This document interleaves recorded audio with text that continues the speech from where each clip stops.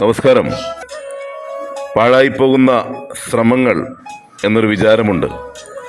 ജീവജാലങ്ങളിലെല്ലാം പ്രബലമായ സവിശേഷതയാണിത്. ജീവിതം തിരയുന്ന മൂല്യമുള്ള ഒന്നും അത്ര എളുപ്പത്തിൽ ഒരാളെയും തേടി വരുന്നില്ല.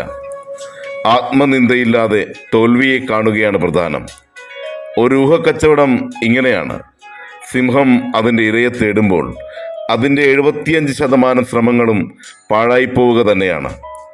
ഒരു മൃഗവും ഒരു ജീവിയും അതിൻ്റെ പാഴായിപ്പോകുന്ന ശ്രമങ്ങളിൽ തളർന്നു പോകുന്നില്ല.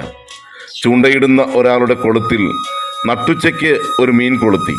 അതിൻ്റെ അർത്ഥം പുലരി തൊട്ട് അയാൾ ചിലവഴിച്ച ഏകദേശം 6 മണിക്കൂർ വെറുതെയായിരുന്നു എന്നല്ല. അതും കൂടി ചേർന്നാണ് ഈ മുഹൂർത്തം. പെയ്യുന്ന മഴയിൽ കൂടുതലും കടലിലേക്കാണ് പെയ്തിറങ്ങുന്നത് എന്ന് ശ്രദ്ധിച്ചിട്ടില്ലേ?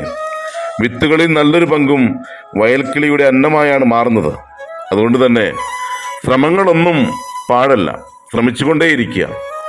ചിലപ്പോൾ നിരാശയുടെ ആ ഒരു ഭയം നമ്മെ കീഴ്പ്പെടുത്തിയേക്കാം. പക്ഷേ ശ്രമം തുടരുക പ്രതീക്ഷയോടെ. ഏതാനും ദിനങ്ങൾക്കപ്പുറം നമ്മുടെ ദിനമുണ്ട്. ആ ഒരു പ്രതീക്ഷയോടെ ശ്രമം തുടർന്നുകൊണ്ടേയിരിക്കുക. പൂർണ്ണതയിലെത്താൻ അധികം നാളില്ല. എല്ലാം ശരിയാകും, ഇതും കടന്നു പോകും എന്നുള്ള ചില വാചകങ്ങളെ ചേർത്ത് പിടിച്ചുകൊണ്ട് ജീവിതയാത്ര തുടരുവാൻ നമുക്കും സാധിക്കട്ടെ. ഒരു കാര്യം എപ്പോഴും മനസ്സിൽ കുറിച്ചു വയ്ക്കുക: എൻ്റെ ശ്രമങ്ങളൊന്നും പാഴാകില്ല. നേരുന്നു ശുഭദിനം.